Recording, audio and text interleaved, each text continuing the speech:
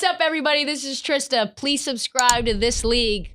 Tap the bell, comment below, and give us a like. On this episode of This League, we are going to respond to the first wild 48 hours of NBA free agency. Cannot wait until Friday. Things are moving all over the place, and it has been a fun ride. So let's get into it. Lots to go over. Winners and losers. Drop the beat. 2021 free agency has been wild. I covered first hour of it on TikTok Live. It was just a slew of information coming at me from Shams and Woj and fucking Chris Haynes and random guys like Henry Abbott. Every single minute felt like something new was going on and deal terms and boom, boom, boom, boom, boom. At this point, before we get into winners and losers, few free agent issues and still need to be solved. We still don't have any word about what Kawhi is doing, despite the fact that everyone has said he expects to come back to the Clippers. I'm not sure why it is Wednesday at 12:30 p.m. Chris Paul signed his huge deal, which we will get into, of course. Marty should be happy. Yep. 4 years, $120 million. The rumor was that the Hornets were trying to pry him away for $100 million, which is just fucking, or not Hornets, Pelicans, excuse me, which is used to be the Hornets, his former team. As if it fucked up, sort of. It's sort of his former team.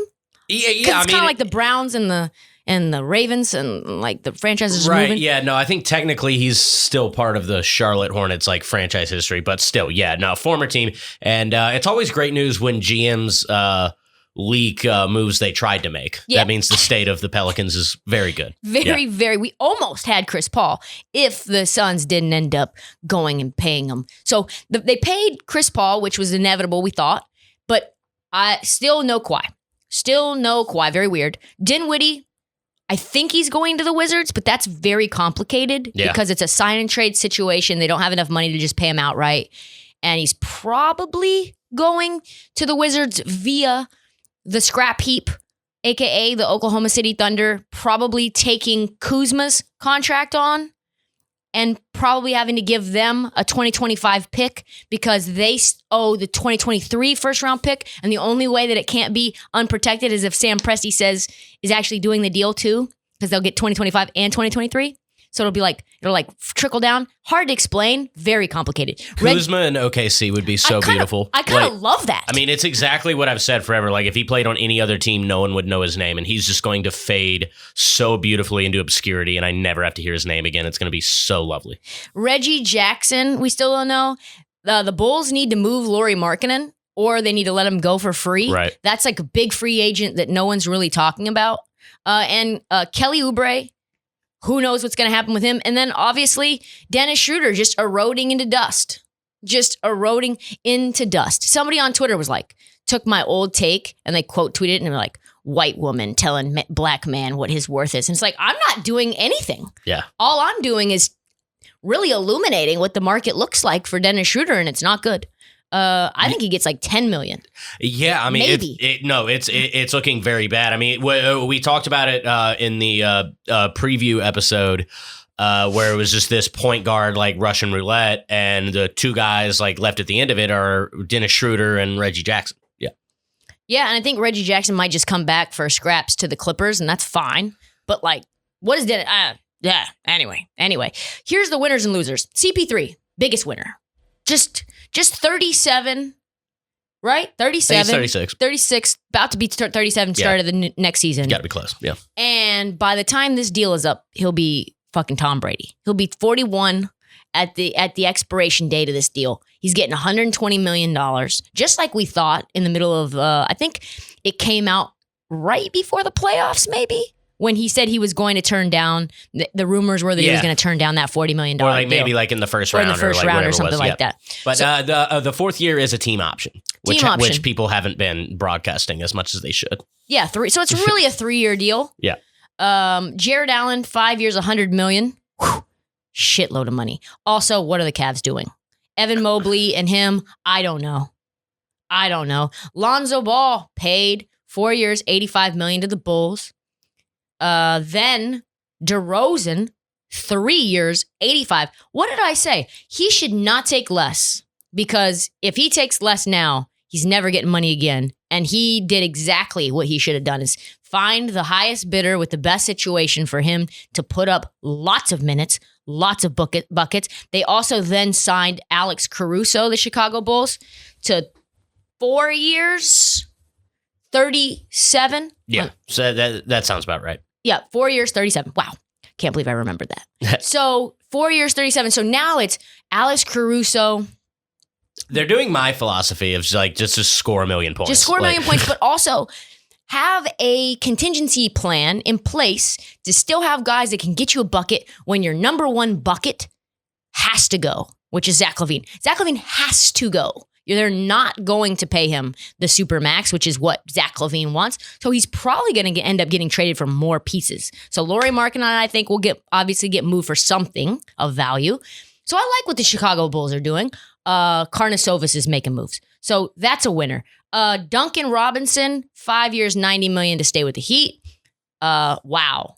What a success story. What a success story. Where did he go to? Wesleyan? What was his first college? He went to some D3 tiny-ass liberal arts school in the middle of bumfuck New England, and then transferred to Michigan and fucking made a run in the tournament, and then ended up in a great situation and plays his role very well, and now he's just worth $100 million.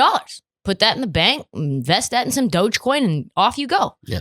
Fellow podcaster broke it on the podcast, which I thought was tremendous. Norm Powell staying with the Blazers for 5 years, $90 million. A lot of guys signing 5-year, $90 million deals. Everybody says, oh, well, when you see 6 guys get paid all 5 years for 90, what that is GMs all getting on a group chat and saying, that's what the market for these guys is, $18 million. Derrick Rose stays with the Knicks, 3 years, $43 million. Love that for him. Gary Trent, 3 years, $54 million. Same deal, 18. Extensions for Curry. Extensions, man. The Curry extension. That Curry extension. $52 million a year. Wow.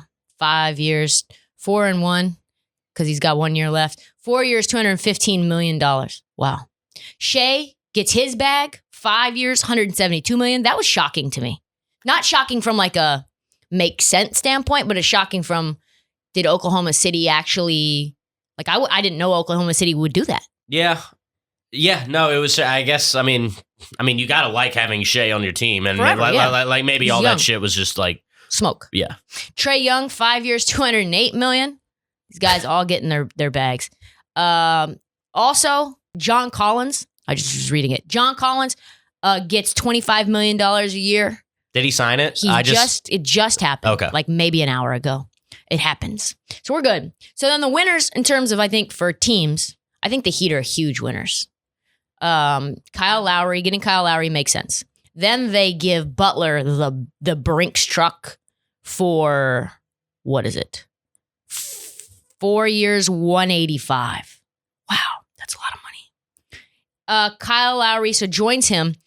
Duncan Robinson, and then they get him on an extension, which they had to do because of they have his bird rights, and they weren't going to be able to sign anyone else. And then you've got PJ Tucker, which the world, if anyone listens to this pod religiously, I am the biggest PJ Tucker fan. Like, to get him for 2 years and $15 million, he's going to be the guy that will straight up punch Jimmy Butler in the mouth. Like, he will, in practice, just tell him to shut the fuck up. Did you see his IG post? Man, yeah, I have that in here too. Let's find that. So he said this because PJ Tucker thought he was going to come back to the Bucks, and I thought he was going to come back to the Bucks. Did you? Yeah, pretty much everyone thought he was going to come back and Bobby Portis was going to leave, but it ended up being the opposite. Yeah. Well, Bobby Portis took less money. He took 2 years for $9 million. PJ Tucker, quote, wow, he puts this on IG. I'm still a little lost for words, to be honest. Still shook. But it is what it is. Today took a hard turn on the road of my career, but like my grandma used to tell me, all you can control is what you can control. With that being said, Milwaukee. And then he makes sure to say the city of Milwaukee, not the Milwaukee Bucks, because fuck the Bucks right now is what he's on. You will never fully understand what the city means to me. Our time together, however short, will hold some of the best memories of my life forever. You took me in, had my back throughout our journey, and I will for always be grateful and hold you near to my heart. Can't thank y'all enough. We will always be dogs. Yeah, that was sad. Mm-hmm. But I love that for the Heat. Love that for the Heat. They get a guy who's going to be rough and tough, get you with the defense, get you with the three-pointer. The question that I have, they also got Markieff Morris. They signed Trash. Dwayne Dedman. Trash. They subtract Goran Dragic, Kendrick Nunn, Oladipo, which trash. Okay, so to me, who is going to guard? Do they have a player right now that can actually check Joel Embiid or check Giannis? No. I mean, the answer is no. What do you do at that point? Yeah, I don't know. So I think that they still have some work to do. Maybe it's team defense. Like maybe it's Bam with PJ Tucker kind of like going back and forth. But I mean, there's going to be a lot put on Bam. A lot unnecessary pressure on Bam. Yeah. Like the Heat's success. Are the Heat a top 3 team in the East right now? Top of my head. I mean, okay, Brooklyn. Bucks. But Brooklyn. if they are, they're 3. They're for sure 3, but like they're flirting with it. They're top 5. Yeah. For sure. Mm-hmm. It's going to be interesting. The Knicks. For a while, I thought to myself, what the fuck are the Knicks up to? This is not making sense. You get rid of Reggie Bullock, which is fine. You picked up the Frenchman for 4 years, $78 million, which is absurd contract. Absurd. He was not good for the Boston Celtics. He was so not good for the Boston Celtics that they wouldn't re-sign him and they would rather have Josh Richardson. Okay. And then you signed D Rose. Love the signing. Sign Alec Burks. Didn't know what that was about. Did not know because I think he got $10 million. Yeah, I mean, he played well. Okay, that's a lot of money though for just a guy. Nerlens Noel I like, but nothing really moved me until today. Until the Oklahoma City Thunder pulled what I would consider to be a mensch move in buying out Kemba Walker and letting him go back home to New York City. I love that. I think no matter what, because we know that Kemba Walker's washed, right? Like we know that he's not healthy. I think he and D Rose kind of spelling each other could work. Yeah, I like that. I think when he has those spurts, I think he averaged like 19 and a half points a game last year. Yeah, I mean, he didn't forget how to score. Yeah. He knows how to score. It's just like he doesn't know how to stay on the court. Yeah. And as long as he and D Rose kind of play ham and egg, like you sit these 3 games, I sit those 3 games, I think they're going to be fine. I love that move. Me too. I love that move. Lakers. I don't know. It's hard for me to figure out are they winners or are they losers? TB continued? I mean, so many people are talking about them now that they're like instant like favorites to come out of the West, and they may be like in Vegas at the start of the year, but I don't really look at it that way. I think they're probably favorites to get the 1 seed, but again, like we've seen the problems Westbrook poses in the playoffs. And yeah, no, I think if I had to like make a prediction right now, this Lakers team is the 1 seed and they lose in either the second round or conference finals. They're like the Jazz. They're basically like the new Jazz in the fact that like they'll be the 1 seed and they'll flame out. I saw this that the Lakers went full sicko mode. I might take all my exes and all put them in a group. That was like basically what they did. They brought Wayne Ellington back. They brought Trevor Ariza back. They brought Dwight Howard back. They brought Marc Gasol back. Bazemore back. It's a wild turn of events. So they have now Russell Westbrook for 40, Trevor Ariza for 2.6. Everybody's taking minimums. 2.6, 2.6, 2.6, 2.6, 1.78 for Malik Monk. Wow. Malik Monk got underpaid. Yeah. Did he not? Yeah. Wow. Portland couldn't have gotten Malik Monk for fucking more money than that? I mean, we'll never know what he was thinking. Maybe he just like really wanted to go there, but that's wild. At that point in your career, yeah, like I mean, maybe the market was just nothing for him, which is weird. Yeah, I don't know. That surprised me. Hornets were like, he was way too inconsistent. We're not keeping that guy. So remember what I said, I think they're going to let him go. And you're like, I think maybe Michael Jordan wants to keep the guy that he picked, but yeah, but he basically got a minimum contract like that. Wild. Yeah, like, I don't know. I guess they just want Book Knight to have more touches and more ability to not feel pressure from this guy that he drafted and him kind of putting pressure on them to get minutes. Yeah. So the thing that's interesting about the Lakers is this. They did everything that they needed to do with Westbrook, and I'm still not satisfied. Like they went out and got all those shooters. They did. Like Melo shot 40%, 38 and 40% the last 2 seasons in Portland from 3. Then you've got Bazemore shot 41% on threes. Monk shot 40% on threes. Ellington, 42% on threes. Kendrick Nunn, 38% on a high volume of threes. Gasol, 41% on threes. And yet, when you've got AD, Braun, Westbrook, and Taylor Horton Tucker who came back for a lot of money, you're only going to have one real shooter on the floor at a time. I think we could see some interesting lineups, but at the same time, it's Vogel, so maybe not. Exactly. But Exactly. Yeah. That is exactly where my mind went. Was like, they have a lot of shooters. The second unit could be really fun. The second unit could actually be, in some ways, more potent offensively, probably a sieve defensively. But okay, you put Russell Westbrook out there, Marc Gasol, and a bunch of shooters, and like he's just kicking out. He's just driving and kicking out to like 3 shooters. I don't hate that, but it all falls on Vogel. Jason Kidd is gone. He's gone. The real coach, Daddy's gone. And now the substitute teacher's in there. And I don't know. I don't know how much I trust Vogel, because this is a very complicated set. This is a roster that's very complex. To me, the rotations are going to be key. Who are you putting together? How does that all fit defensively and offensively? This could be a fucking mess. Yeah. And one of my thoughts was like, I mean, you know how AD like never wants to be like a pure five. He wants to like have like another big beside it. But like, yeah, Pelinka was kind of like, well, you're going to have to like at some points, like, because who else? Who else? Otherwise, the spacing is going to be totally fucked. Well, there's just no one else to play with it. I mean, Marc Gasol can't play the entire time. And Dwight, yeah. Dwight can't start. Yeah. We know that Dwight's not starting. No. They have no ability to start anyone else but AD at the 5. It's like, starting at the 5, AD. And he's like, fuck. So I'm really interested to see this, because I think they've got so many shooters and yet are still going to be a below average 3-point shooting team by midseason. That's what's crazy, because there's only going to be one good shooter on the team at a time. I think they're going to win a lot of games. It's going to be fun. Yeah.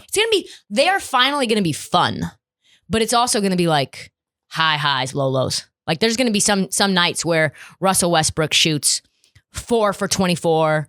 LeBron is like putting a team on his back. He's maybe icing his ankle. Like you got Wayne Ellington getting huge minutes. It's going to be really interesting. It's going to be the year of the LeBron subtweet. Correct. Big time. Correct. Where he's like talking about championship DNA. Yeah. They're all old. They're all old as fuck. It's going to be really, really fun. Again, Chicago Bulls, I think they're fun. They're interesting. Zach LaVine, I think he leaves. Just because like I love the fact Caruso and DeMar and Lonzo on the floor. Like you could play Lonzo at 2, or you could play Lonzo at 1 and Alex Caruso off the bench. So they've got no depth, zero depth. No. At this point, it's Lonzo, LaVine, DeMar, Patrick Williams, Vooch, and then Caruso, Kobe White, Lauri Markkanen, who's gone, and some newbies, and Denzel Valentine. So this is a fun ass starting 5. Yep. And once the starting 5 is gassed, you've got a bunch of like schmoes. Yeah. To me, losers. Let's go into it. God damn, what is going on with Golden State? I knew it was bad. First of all, congratulations to Steph. Yes. Getting his money. Yeah.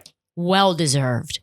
Big filleting article from Marcus Thompson today in The Athletic that basically Steph is saying, hey, if I didn't sign off and like what the Warriors were doing, I wouldn't have signed this long-term deal for $215 million. I would have just gone and lost $60 million to go elsewhere. That's a lie, folks. Like, that's a lie. 100% a lie. He needs to say this. That's like probably what was a part of the rider of the deal getting done. Like this one-on-one with Marcus Thompson to say, I have complete confidence in Joe Lacob and Bob Myers. You don't. You just don't. So, okay. That's fine. When I knew it was bad was when Kent Bazemore took less money to play for the Lakers. Yeah. Kent Bazemore and Steph Curry are friends. Kent Bazemore shot 41% from 3. Kent Bazemore got high lows in terms of his minutes. Like he had a lot of roller coaster moments. And he was like, fuck that. I am gone. This Lakers team with guys that were in their primes in 2012, they have a better shot at doing anything than Steph Curry and Klay Thompson. So that was a problem. I think losing out on Nick Batum, another sign that kind of like set alarm bells a little bit. You've got guys who should go there that decided they will not be going there. They lost out on on trading Kelly Oubre during the season, and now it looks like they're not going to get shit for him. Yeah, I mean, who's taking him? They lost out on Patty Mills. Patty Mills said no, he went to the Nets. To me, it's not good. Now they're trying to do a Joe Ingles sign and trade with Kelly Oubre. I don't think so. Where is this team in your opinion? I mean, it's unless there's like trades coming. I mean, yeah, it's going to be ugly. It's going to be ugly. There's going to be a lot of infighting, which I mean, there has been a lot of infighting, for the last 2 seasons since KD left. So yeah, no, it's going to be an ugly season, I think, unless they figure out a way to move some of their young guys and they don't seem committed to doing that in any way. Yeah, no, they don't. And no, I don't see it happening. I'm just very curious why more people don't see this disaster like right in front of them. People just love Steph. They just love Steph. They just want to see him be Batman. And like, he can't do that. He's so sloppy with the rock in crunch time when he doesn't have anyone around him. Like, if you think Klay Thompson is going to be exactly who he was before ACL and Achilles tears, on opposite legs, like, I just don't know what to tell you. Yeah, no, I mean, he's not going to be able to do it. And like Andy Liu said the other day, I mean, he may be like the Klay Thompson of old, but he's not going to be the Klay Thompson of old for 35 minutes a game. Absolutely not. Yeah, no. And he's not going to be a clamps defender on ball. Oh, hell no on that. So that is kind of what Klay was making his money on. Mm-hmm. He got paid big money and hasn't played for 2 years and maybe won't be back until January. And it's kind of like, man, I just see this being, if there was one team that I could bet on, if Vegas had like the disaster team of the year, I would bet on the Warriors. I wonder what their win total is going to be. 40, I think they set the line at. 40? Yeah. 43, maybe. 43, I like the under. I like the under, too. 40 is the toss 40 is the tough line. I think 40 is the line that makes me say, like, ugh. 43, I'll hop on the under, but 40, I don't know. 40 is a tough line. Yeah. That's why I think that's what it would be. All right, Milwaukee Bucks, losers. Really? I just think, like, they should have done everything that they could to bring back PJ Tucker. Yeah. I think, like, if you say, okay, who was more impactful? The Nets series, Bobby Portis was getting DMPs. And PJ was locking down KD. Locking down, quote unquote, he still put up 50 piece, but like without PJ on that team, they don't get past the Nets. They just do not. So I think losing him will be a much bigger deal than we think. But like, the Bucks are still great. They're still doing well. They didn't lose anyone really of value. They're going to get Dante DiVincenzo back from injury. Like, they're still going to be the favorites to go to the finals, I think, again. I think getting Bobby back for nothing just for is that huge. Is great. It's huge. Yeah. I just like PJ a lot. No, I do too. I don't know whether the Portland Trailblazers care about Damian Lillard. Yeah. Tough moves. No moves. Bad moves. I said this on Twitter. I said, well, they really don't give a fuck, because when Damian Lillard says we need to upgrade this roster to make it a championship roster, and your response is picking up Cody Zeller and Ben McLemore, and the big pickup being Tony Snell. Yeah, these were all 2013 draft class members. I think, I don't know about Snell, but Zeller and McLemore were, and that's one of the noted worst draft classes of the last 20 years. In my mouth and swallow it back in. Like, that's where I was. Like, I'm so angry, and the only way this makes sense, like, these are all pieces that you put around a championship team as role players. Like, these are all guys that you're like, oh, if the Bucks signed Tony Snell, you'd be like, oh, he could be like a Bobby Portis. Like, Bobby Portis doesn't move the needle unless Bobby Portis is on a championship team, right? Like, Cody Zeller, great backup guy to get you better defense than Enes Kanter. Okay, cool. Ben McLemore can shoot corner threes. Cool. But, like, what are we doing with the shooting guard position? Because you have CJ McCollum and Norm Powell that both play shooting guard. One guy 6'5", one guy 6'3". I know who I want. Who do you want? Playing shooting guard? Yeah. I mean, is it not CJ? No, I want Norm Powell and I want CJ gone. I want CJ fucking gone now. I want Pascal Siakam yesterday. Like, that's the move that everybody is saying that the Blazers are trying to do, because Norm Powell doesn't want to play three. He doesn't want to play small forward. Mm. His natural position is shooting guard. CJ's natural position is shooting guard. Yeah. And truthfully, one guy's making $18 million, the other guy's making $30 million. And I don't really give a fuck about the friendship anymore. I want him gone. Like, and until he's gone, This team is not going anywhere. This team is an 8 seed, 6 seed. Like, they're gone. They're first round exit. Like, Damian Lillard is going to be so mad. We're going to be so bad through the trade deadline. And Nurkic deal, that hasn't gotten done. So I'm so mad at what the Portland Trail Blazers are doing. They're doing fucking nothing. They're doing about as much as the Dallas Mavericks, which signing Reggie Bullock, gross. Fine. Re-signing Tim Hardaway, fine. Willie Cauley-Stein, fine. Boban, fine. Moses Brown, whatever, fine. It's going to be the same team. It's going to be the same ass team. Yeah. So what are they doing? Is Luka doesn't care. He doesn't care. He's going to get Goran Dragic, and they're going to be like, just catching Slovenian vibes. Just Slovenian vibes on the team playing whatever Slovenian music they love, and just chilling. Gross. Boston Celtics, also very gross. They've just done nothing. Pretty much. Like, they're just like, yeah, we know we were terrible, and we just barely made the 8 seed. And we got bounced in what? It was a gentleman's sweep? 5. What, God, right? I don't 5. Even, that was so long ago at this point. Yeah. 5. And they're like, you know who's going to be a game changer for us is getting Enes Kanter back. And like picking up Josh Richardson instead of Evan Fournier. Like the beginning of the Brad Stevens GM legacy is off to a hot start. Yeah. Chris Dunn, I don't hate. I liked him. I've kind of liked him most of his career, and going into last year, I thought he had a chance to like take a step, with a new team, but like he got COVID and like all that. So like I haven't given up completely on Chris Dunn yet. I think he's gone. I think he's not even going to be on the roster by the beginning of the year. That's what they're saying. Yeah, they're saying that they're in for another trade due to like the cap situation. Wow. So you've got a lineup of Marcus Smart, Josh Richardson, Jaylen Brown, Jason Tatum, and Time Lord. I think that's like a 6 seed at best. Yeah, no, it's not looking great. This is not good. No. So does anyone really concede or think that this team can contend with the Bucks or with the Nets or with the Sixers or with the Heat? Like, they're going to get pounded.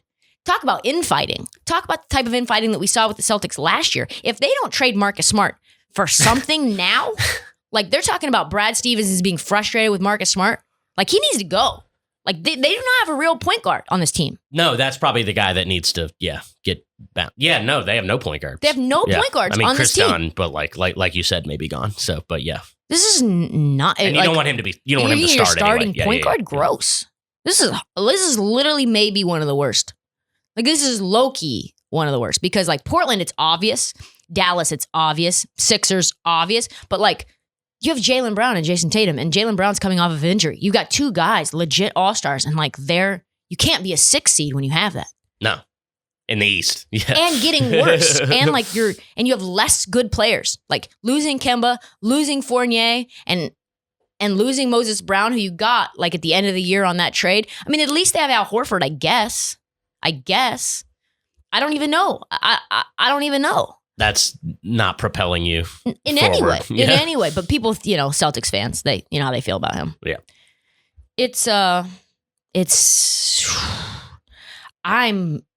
I think they're really betting on getting Beal, and I think they're going to be very disappointed. Yeah, I mean, like, I guess everyone just assumed that Bradley Beal wants out, but it just seems like he's like, doesn't care. I'm chill. Like, yeah, why does everybody keep thinking I'm leaving? I'm like, I like it here. Yeah. I like DC. Yeah. He's like in the vein of the 90s, early 2000s superstars that were just like, yeah, I'll stay with my old team. Yeah, it's fine. Yeah. Jared Weiss, I think, said this best. He said, Boston is in an absolutely precarious situation with no strong course correction after last season was such a mess that the organization had to be overhauled. The one thing that it does have is a player in Tatum who can legally tamper with Beal more effectively than anyone in the NBA, which I think matters none. Their intel informing the Beal strategy should be as on point as it gets. The Celtics sink or swim with Beal, and it remains to be seen if that works out or not. It's not going to work. What does that even mean? Why can Tatum legally tamper more? Because they're like best friends from St. Louis. Oh, okay. I forgot about that. So basically they're like super tight, so he can... But they're like kind of far apart in age. But... I guess that doesn't matter. Yeah, Beal, babysat or something for Tatum or something? I don't know. It's like some crazy story. They're like about 5 that. years apart. Yeah. Yeah. Sixers, they couldn't trade Ben Simmons. which is a PR nightmare.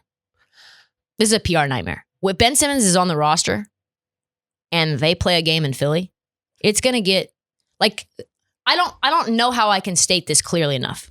If you care about Ben Simmons' mental health, you have to think about trading him. Like, for less. If you care about him, like, you would trade him to anywhere that would do their very best to help him, because you can't stay in Philly. No. Philly is absolutely brutal. Yeah, no, and like his camp has like said, like, we understand the relationship is over. We're looking to move elsewhere, like, which is not shocking. And I think what's happening right now is Morey is so used to like, oh, we'll wait it out. I'll figure out a way to get the right deal. But in this situation, and I'm not going to pretend I'm smarter than Daryl Morey, but in this situation, I think with every passing day, the return on Ben Simmons gets worse and worse. So it could end up just being an awful offseason for the Sixers.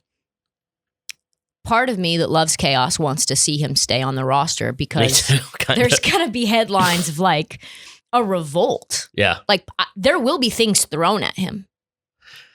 I'm just saying what it is now. Like, just put yourself in the mind of an insane Philadelphia sports fan and what they did to Al Horford and what they've done to players in the past, and then magnify that to 1,000, because he basically was the reason that they didn't go to the Eastern Conference Finals.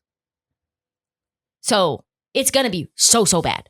They also signed Andre Drummond to a veteran minimum, which is hilarious. Hilarious because he thought he was getting the max. Andre Drummond told the world, I'm getting the max from the Lakers. And now you take the veteran minimum on a team where the starting center fucking hates your guts and thinks you are a fucking bum. This is what, in 2018, Joel Embiid said about Andre Drummond. I own a lot of real estate in Andre Drummond's head, and I'm on my way to build more. I think those are mushroom emojis. Hashtag bum, hashtag the process. Hashtag bum is in Philly. Folks, do they not scrub Twitter before they make these moves or call? Like, did Joel Embiid sign off on this move?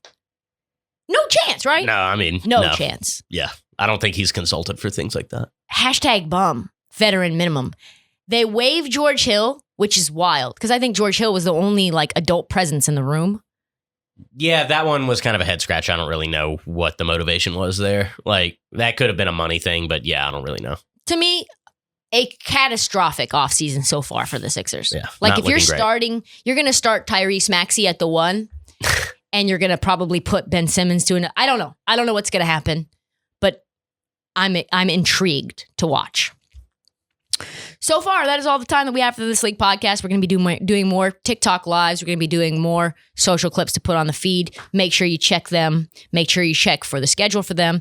Follow us at This League on TikTok and on Apple and Spotify. Please subscribe. Please rate. Please review. We also have This League hoodies on sale at the Barstool store. Also, go to YouTube. We are increasing our subscribers on YouTube. Marty does a great job with those edits. You can see his face. That's the only place that you can see Marty's face. He has a brand new haircut. He looks fly. He looks great. Thank you for listening. Check the feed every day for new content. We'll see you on Friday.